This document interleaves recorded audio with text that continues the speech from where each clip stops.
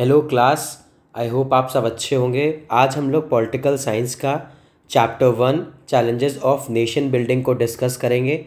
इस चैप्टर में we will study कैसे इंडिया ने अलग अलग प्रॉब्लम्स को फेस किया और उन प्रॉब्लम्स के क्या रीज़न थे और उनको कैसे ओवरकम किया ड्यूरिंग टाइम ऑफ इंडिपेंडेंस, और कैसे पार्टीशन ने उन चीज़ों को एग्रीवेट किया या फिर क्या सारी चीज़ों को सोचा नहीं गया था but still those things happened and created a problem for India।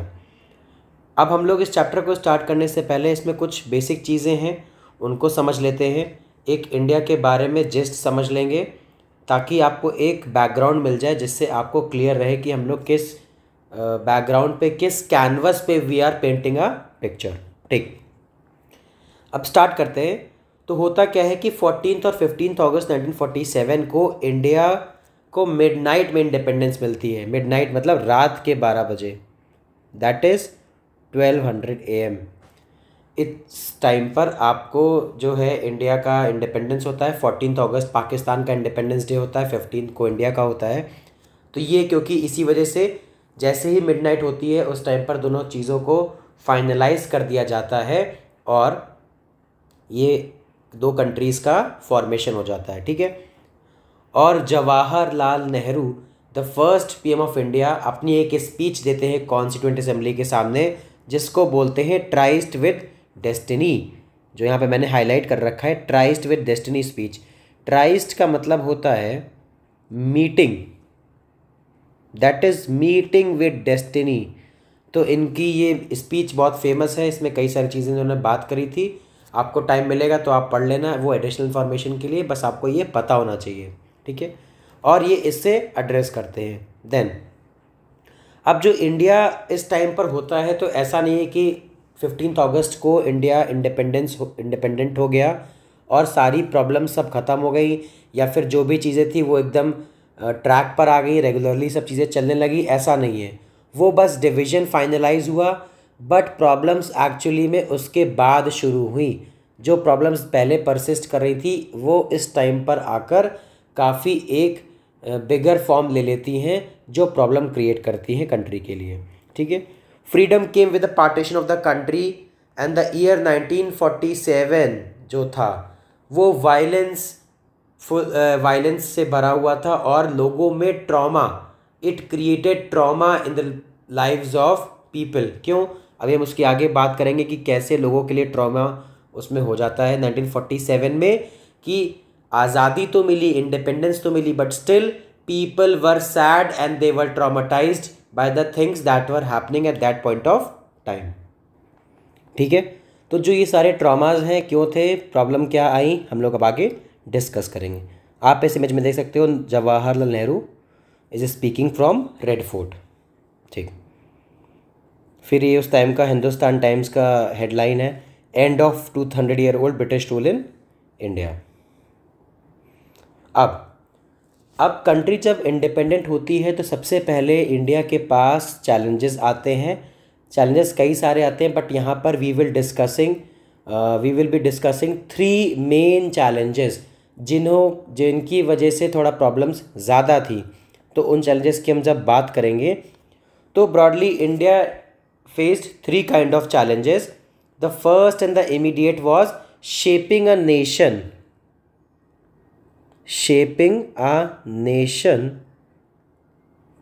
that was united, ठीक, and accommodative। अब इन चीज़ों का ये मतलब है कि सबसे पहले एक प्रॉब्लम आती है कि हमको एक ऐसा नेशन को डेवलप करना है जो यूनाइटेड हो, डिवीज़न ना हो, लोगों में एक ब्रदरहुड की फीलिंग हो, फ्रेटर्निटी की फीलिंग हो, भाईचारा हो, साथ ही साथ अकोमोडेटिव हो। यहाँ पर अकोमोडेटिव का सेंस ये है कि डिफरेंट व्यूज़ को एब्जॉर्ब कर लेना, उनको समझना, ना कि उनके ऑपोजिशन में खड़े हो जाना। जैसे अगर 2 लोग हैं ए और बी के अपने कुछ पॉइंट ऑफ व्यूज़ होंगे किसी बात को लेकर और ए के कुछ डिफरेंट पॉइंट ऑफ व्यूज़ होंगे but still they can be friends. क्यों, क्योंकि ये दोनों अकोमोडेटिव है एक दूसरे के थॉट्स को लेकर, इवन दो इनके थॉट डिफरेंट है किसी एक पर्सपेक्टिव पे, किसी भी एक पॉइंट पर, लेकिन स्टिल दे आर फ्रेंड्स। जैसे एग्जांपल ले लेते हैं कि पॉलिटिकल पार्टीज़ को लेकर कि 2 फ्रेंड्स हैं, एक कोई अलग पार्टी को सपोर्ट करता है, एक कोई और पार्टी को, बट स्टिल वो आपका एक पर्सनल चॉइस है, उससे your friendship should not be affected. तो इसका मतलब क्या हुआ, दोनों अकोमोडेटिव है डिफरेंट आइडियाज़ को लेकर, ठीक है। देन क्लास थोड़ी आवाज़ मेरी आज वो लग रही होगी क्योंकि I am little under the weather, आज जो है थोड़ा सा ज़ुकाम हो गया है मुझे, तो हो सकता है आवाज़ आपको थोड़ा चेंज लगे, बट स्टिल अगर वॉइस क्लियर होगी तो आप बता देना, कमेंट में क्लियर कर देना टाइप, ठीक। Then it's people spoke different languages and follow different cultures and religion. देखिए अगर हम इंडिया की बात करें डिफरेंट कंट्रीज से, क्यों है हमारी कंट्री इंडिया डिफरेंट एकदम, बिकॉज आप यहाँ पर पाओगे कि maximum number of religions, maximum number of languages, ये सारी चीज़ें आप यहाँ पर पाते हो जो किसी और कंट्री में उस लेवल पर नहीं है जिस लेवल में इंडिया में है। तो eight that point of time जब पार्टीशन हुआ और जो पार्टीशन में वायलेंस हुआ उससे लीडर्स वर वेरी यहाँ पर मतलब वरीड थे कि ये चीज़ें अब दोबारा नहीं होनी चाहिए, जिनकी वजह से लोगों में एक प्रॉब्लम आई और लोगों को अपना घर छोड़ के, अपनी जगह छोड़ के दूसरी जगह शिफ्ट होना पड़ा, ठीक है।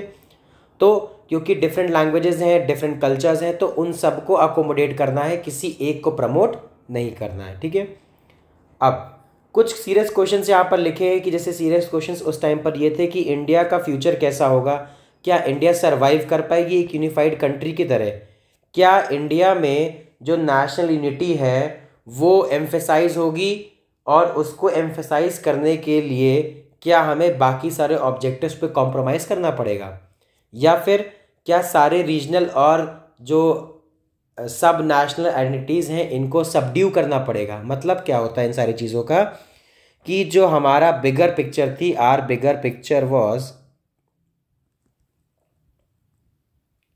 कि कंट्री क्या हो, हमारी कंट्री यूनाइटेड हो। तो कंट्री जब हमारी यूनाइटेड होगी तो उसके लिए हमें कुछ चीज़ों के लिए स्ट्रिक्ट एक्शन लेना पड़ेगा, कुछ चीज़ों को इग्नोर करना पड़ेगा। तो उसमें ये सारे क्वेश्चंस उठते हैं कि क्या इंडिया एक यूनिफाइड कंट्री की तरह कंटिन्यू कर पाएगी, क्या वो सारे ऑब्जेक्टिव हम लोगों को हटाने पड़ेंगे या फिर उन पर कॉम्प्रोमाइज़ करना पड़ेगा एक बिगर ऑब्जेक्टिव के लिए।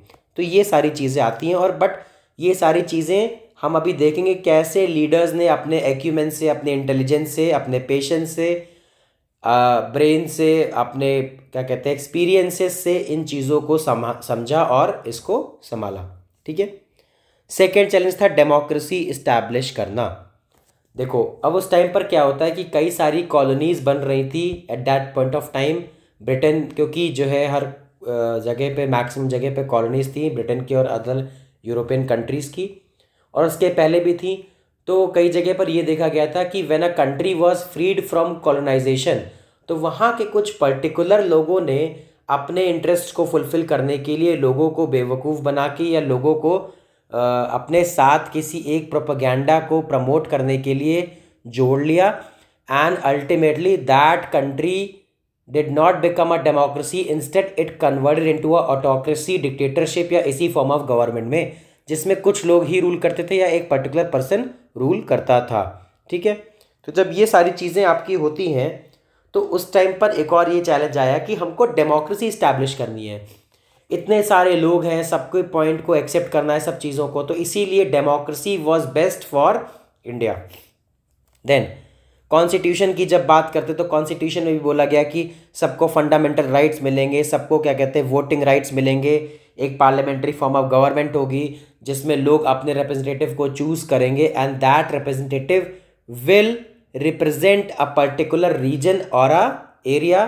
फिर अब वो अपनी बातें जाकर पार्लियामेंट में रखेगा और लोगों के चीज़ों को कन्वे करेगा to the government, so government can take appropriate action and steps, ठीक। देन और साथ ही साथ इसमें क्या था कि डेमोक्रेटिक कॉन्स्टिट्यूशन उस समय नेसेसरी था, but it was not sufficient in establishing a democracy. इस लाइन का मतलब क्या होता है, ये आपके क्वेश्चन में पूछ सकते हैं कि a democratic constitution is necessary but not sufficient for establishing a democracy. क्यों? क्योंकि हमने एक डेमोक्रेटिक कॉन्स्टिट्यूशन तो बना लिया कि हाँ सबको इंक्लूड कर लेंगे, सबकी बातें सुनेंगे, everyone is equal, but at the time of implementation हमने देखा कि गवर्नमेंट ने क्या किया, गवर्नमेंट ने अपने आप के पर्सपेक्टिव से कुछ लोगों के particular narrowed point of view से चीज़ों को डिसीजन लेना स्टार्ट किया और उसमें democratic setup was made, but वो फुलफिलमेंट उसका नहीं हो पाया, जैसे कि आप देखते हो स्टेट ऑफ पाकिस्तान में। ठीक है, तो पाकिस्तान भी ऐसे ही डेमोक्रेसी बना था कि we will be a democratic country, हर किसी को, माइनॉरिटीज़ को आपको यहाँ पर राइट्स मिलेंगे, फ्रीडम मिलेगी। बट आपने देखा कि over the course of years वो कहाँ पे कैसे कन्वर्ट हो गया डिक्टेटरशिप में, फिर मिलिट्री रूल में, और अब आप जो देख रहे हो पाकिस्तान में चल रहा है वो आप सबको पता ही है। देन थर्ड चैलेंज था कि डेवलपमेंट और वेलबींग तो हमको इंश्योर करना है पूरी सोसाइटी का। अब इसका मतलब ये होता है कि जैसे कोई गवर्नमेंट बनती है या पर्टिकुलर ग्रुप कोई एक रूल करने आता है, तो मैंने अभी आपको बताया कि how some people were of the thinking दूसरी कंट्रीज़ में कि हमको अपना प्रोपेगेंडा, अपने इंटरेस्ट्स को आगे प्रमोट करना है। बट इंडिया में क्या था, leaders were of the view कि नहीं, everyone's views and ideas and interest will be promoted because India is a democratic country and we will take measures to continue making it a democracy। ठीक है, constitution में भी इसीलिए आपने देखा है DPSP, directive principles of state policies, ये आप लोगों ने क्लास 11th में पढ़ा होगा पॉलिटिकल साइंस की बुक में, इंडियन कॉन्स्टिट्यूशन में, कि DPSPs गवर्नमेंट को क्या करते हैं, डायरेक्टिव्स हैं ये गवर्नमेंट के लिए, कि गवर्नमेंट को कॉन्स्टिट्यूशन ने डायरेक्टिव्स दिया कि आपको इन पर्टिकुलर पॉइंट्स पे ध्यान देना है, so that you promote each and every person, each and every citizen, irrespective उसकी कास्ट क्या है, कलर क्या है, क्रीड क्या है, जेंडर क्या है, किस रीजन को बिलोंग करता है, किस लैंग्वेज को बोलता है, किस रिलीजन को फॉलो करता है, कुछ भी हो, irrespective of all these and other things, आपको उन सब के लिए इक्वली डिसीजंस लेने हैं और अपनी कंट्री को इम्प्रूव करना है। तो इसीलिए कॉन्स्टिट्यूशन ने ये चीज़ें करी, DPSP दिया, साथ ही साथ इक्वालिटी की बात करी और कुछ प्रोटेक्शंस दिए सोशली डिसएडवांटेज लोगों को या फिर बाकी जो डिसएडवांटेज लोग थे जैसे कि डिसेबल्ड पीपल। ठीक, तो ये सारी चीज़ों को कॉन्स्टिट्यूशन ने बहुत ही अच्छे से समझा और उनको एक्सप्लेन किया है कि आपको गवर्नमेंट को कैसे डिसीजंस लेने हैं, so that welfare of each and every one is promoted. ठीक, तो अब हम इस चैप्टर में जब बात करेंगे तो फर्स्ट चैलेंज की बात करेंगे कि nation building that occupied centre stage in the years immediately after independence, कि जैसे ही इंडिपेंडेंस होता है तो कैसे नेशन बिल्डिंग होती है। नेशन बिल्डिंग का मतलब कैसे इंडिया को एक प्रॉपर नेशन स्टेट की तरह धीरे धीरे बनाया जाता है, because it is freed as a colony of British from 15 August 1947। ठीक, साथ ही साथ इसमें हम देखेंगे कि how India choose to shape itself into a nation united by a shared history and common destiny. तो एक कॉमन हिस्ट्री है, डेस्टिनी है। डेस्टिनी क्या है कि वेलफेयर ऑफ ऑल, सब लोग इक्वल, और शेयर्ड हिस्ट्री क्या है जो हम लोगों के पास्ट में था, एंशिएंट से लेकर मिडीवल मॉडर्न, पूरा जो था एक शेयर्ड हिस्ट्री थी हम लोगों की। तो उससे हम लोगों को कनेक्ट होना है। Even though we speak different language, we follow different religion, we eat different kind of food, we follow different culture, still we are one as a nation. और ये आप अभी भी आपको करना चाहिए, इर्रिस्पेक्टिव आपके साथ कौन है, आपको सिर्फ सामने वाले को जज करना है ऑन द बिहेवियर उनका जो आपके साथ है। अदरवाइज वो किसी भी कास्ट का हो, कलर का हो, क्रीड का हो, रिलीजन का हो, जेंडर का हो, यू शुड बी फ्रेटरनाइजिंग, एक ब्रदरहुड, एक यूनिटी की फीलिंग होनी चाहिए। ठीक है, तो मैं आपको इस लेसन के साथ अच्छी अच्छी बातें भी कन्वे करता रहूँगा। ठीक है, देन मूविंग ऑन। तो अब हम देखेंगे कि डॉन जो वहाँ का पेपर है, पाकिस्तान का है पेपर, ठीक, पाकिस्तानी न्यूज़पेपर।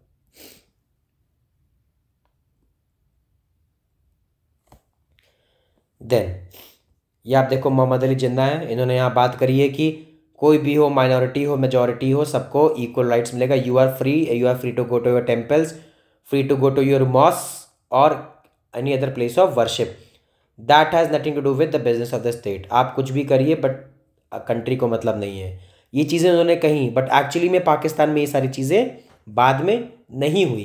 क्यों? क्योंकि कम्युनलिज्म बढ़ गया और काफ़ी सारी चीज़ों का रीज़न था। कुछ लीडर्स ने अपने नैरो पॉइंट ऑफ व्यू को प्रमोट करने के लिए, मैंने अभी आपको बताया, सारे एजेंडा अपनाए, जिससे लोगों में रिफ्ट बढ़ी and there was a division. ठीक है, देन ये तो आपने इसको समझ लिया। Moving on, partition, displacement and rehabilitation. अब पार्टीशन क्या होता है?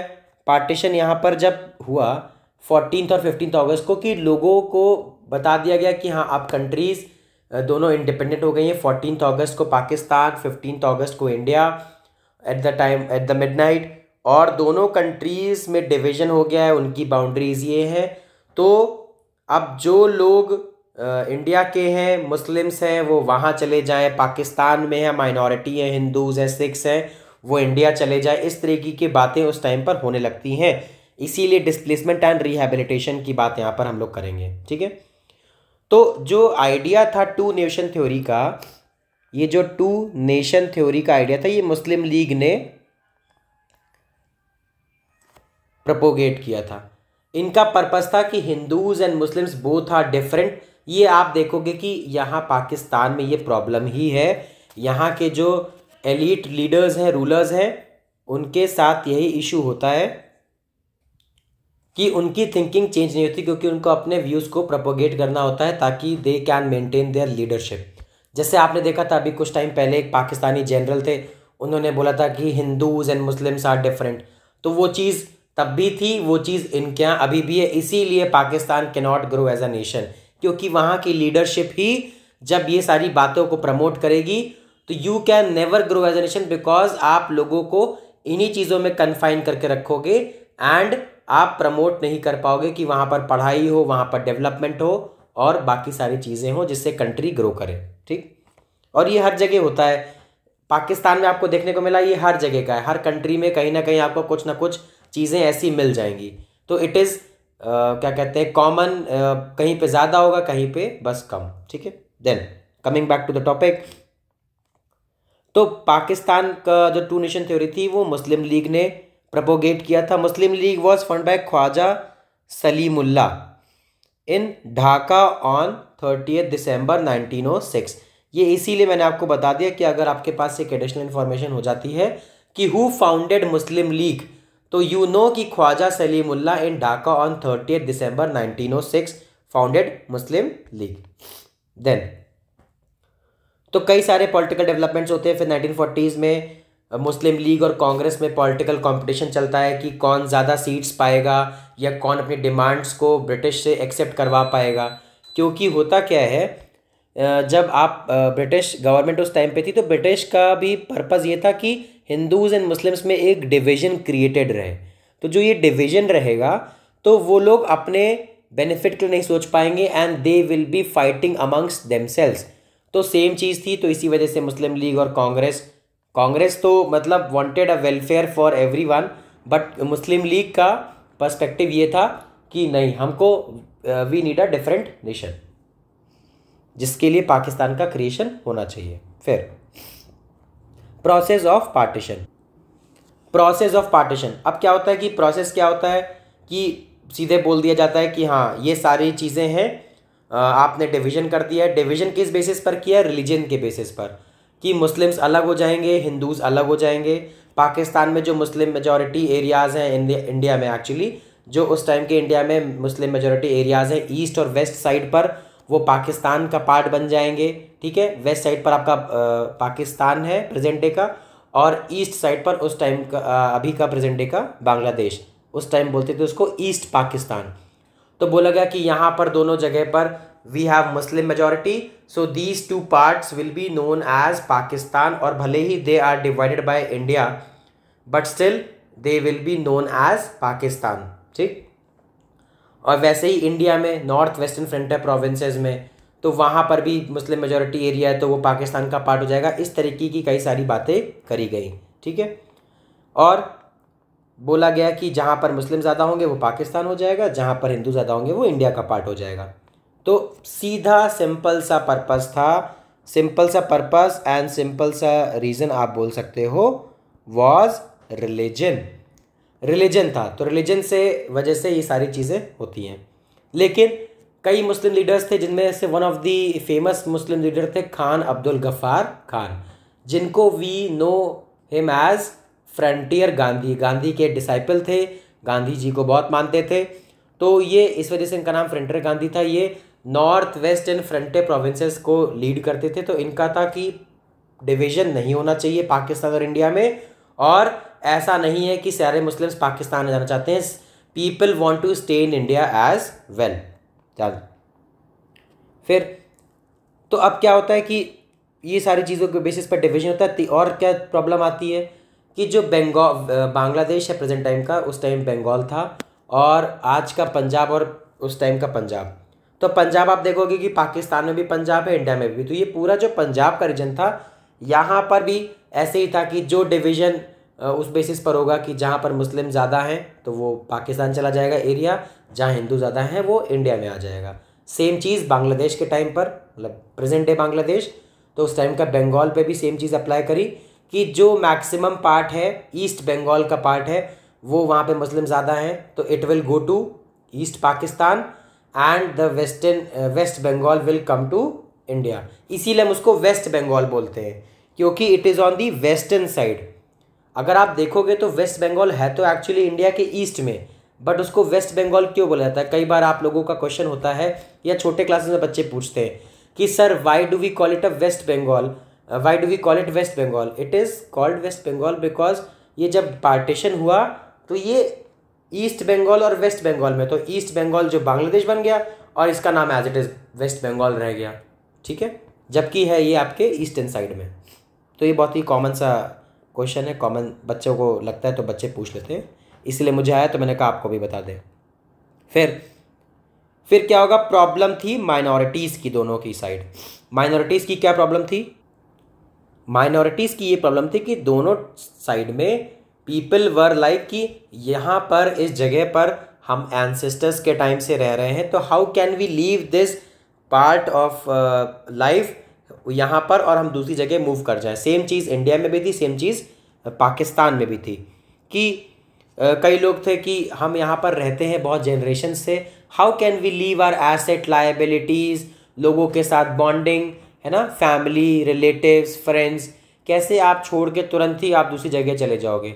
You can not take your land with you, you can not take home with you, उन चीज़ों को आप छोड़ के चले आते हो।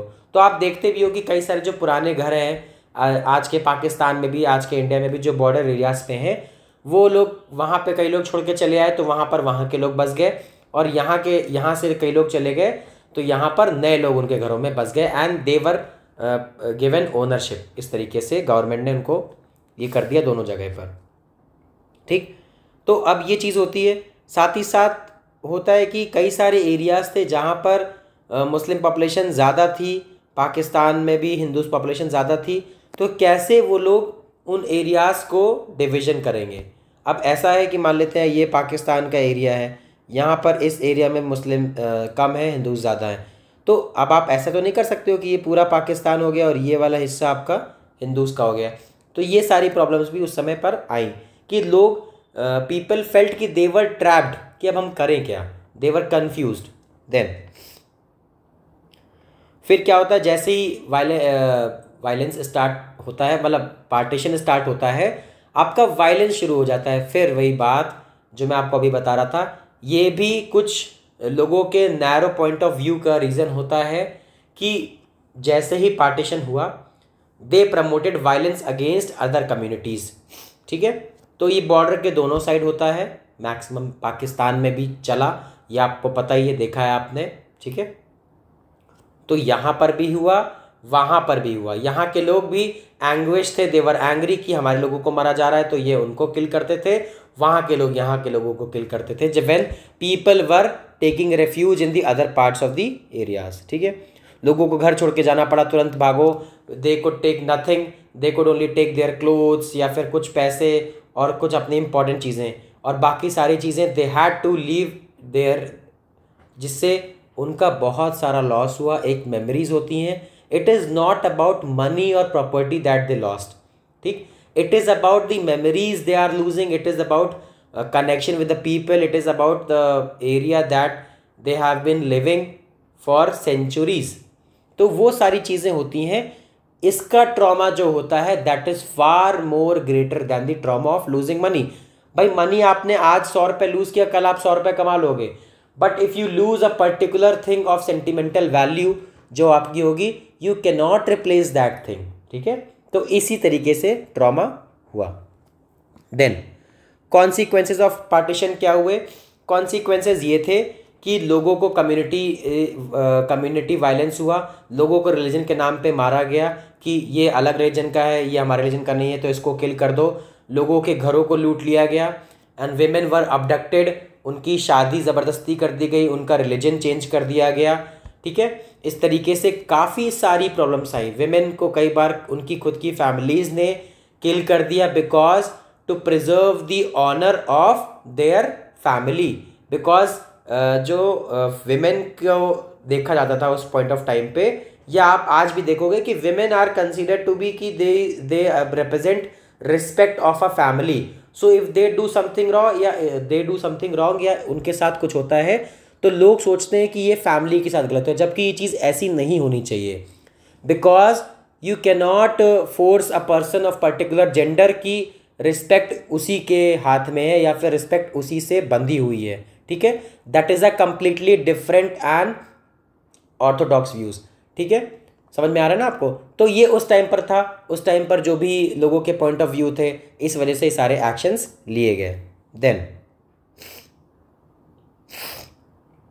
जो आपके बॉर्डर एरियाज़ होंगे, जैसे देखिए यहाँ पर लिखा है लाहौर, अमृतसर एंड कोलकाता। यहाँ पर क्या होगा कि यहाँ पर आप देखोगे कि लोगों में वायलेंस हो रहा है। क्यों वायलेंस हो रहा है? इसलिए क्योंकि बॉर्डर एरियाज़ हैं, लोग यहाँ से शिफ्ट कर रहे हैं, वहाँ से आ रहे हैं, तो जो उस कम्युनिटी के लोग हैं पर्टिकुलर उस रीजन के, तो they were trying to kill and loot these peoples. फिर तो माइनॉरिटीज़ को दोनों साइड पर अपना घर छोड़ के जाना पड़ा और रेफ्यूज लेनी पड़ी अपनी नई कंट्री पे या नई जगह पर। तो उनको ऑफन ट्रैवल करना पड़ता था ट्रेन से या सारी चीज़ों से, तो उसको ऑब्स्ट्रक्ट कर दिया गया। ट्रेन से बचने के लिए they use to travel on foot या फिर बाय फुट। तो जब जाते थे पैदल तो बीच में रोक लिया, उनको किल कर दिया, सामान लूट लिया, विमेन को अबडक्ट करके ले गए, उनका रिलीजन कन्वर्ट करवा दिया और शादी कर ली। इस तरीके से काफ़ी सारी एट्रॉसिटीज़ हुई थी at the time of partition. तो इसीलिए बोलते हैं कि partition was not just a partition of countries, it was a partition of hearts.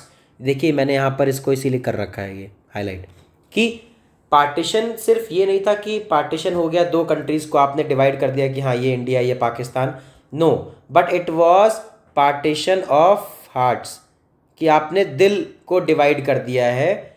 क्योंकि लोगों के अंदर अब वो एम्पैथी, वो फीलिंग ऑफ लव, वो फीलिंग ऑफ ब्रदरहुड नहीं रहा है, और people just wanted to advance their own narrow views. ठीक है, तो पॉलिटिकल एसेट्स, आपका लोगों के घर, ये सब चीज़ों का, हर चीज़ का बंटवारा हो गया, इसीलिए बोला गया इसको डिवीजन ऑफ हार्ट्स।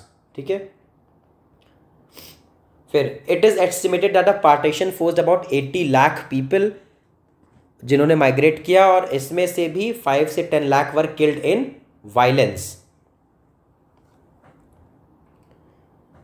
अब होता क्या है आगे के टाइम पर कि जो इंडियन नेशनल लीडर्स थे, ये लोगों का पर्सपेक्टिव था कि ये चीज़ें नहीं होनी चाहिए। क्योंकि आप देखते हो ब्रिटिश के टाइम पर भी दे वर ऑफ द व्यू कि हम मुस्लिम लीग को अकोमोडेट कर लेंगे, उनके हिसाब से उनको सीट्स दे देंगे, बट पार्टीशन नहीं होना चाहिए।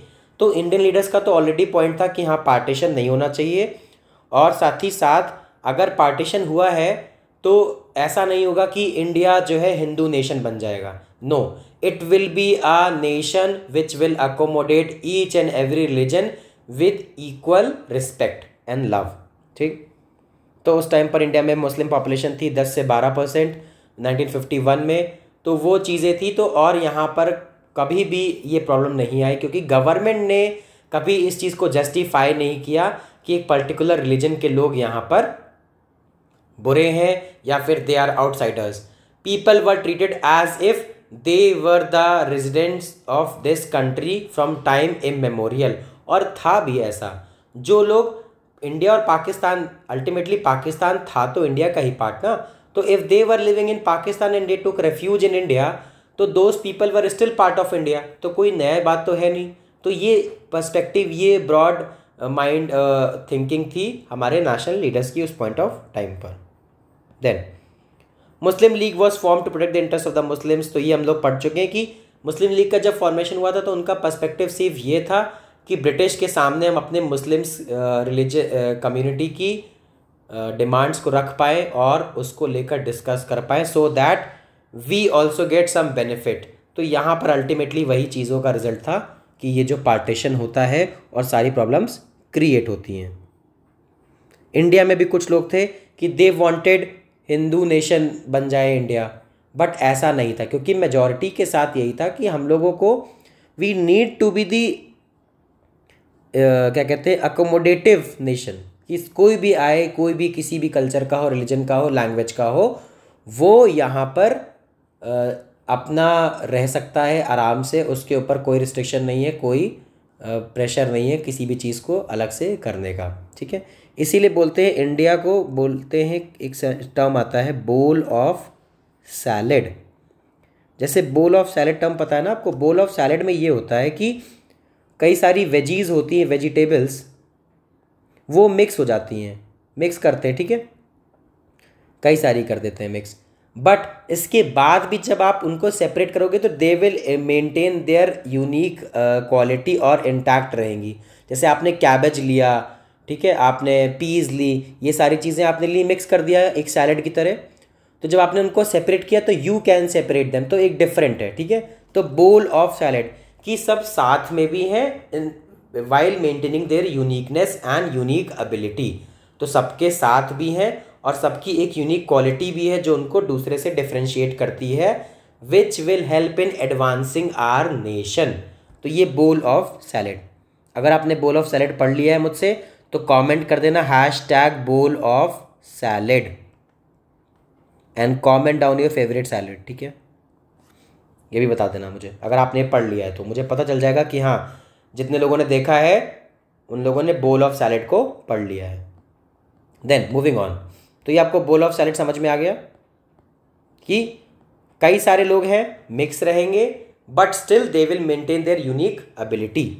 अब इसी तरीके से क्या होता है कि इंडिया ने फॉलो किया कि we will be secular nation. Secular nation क्यों?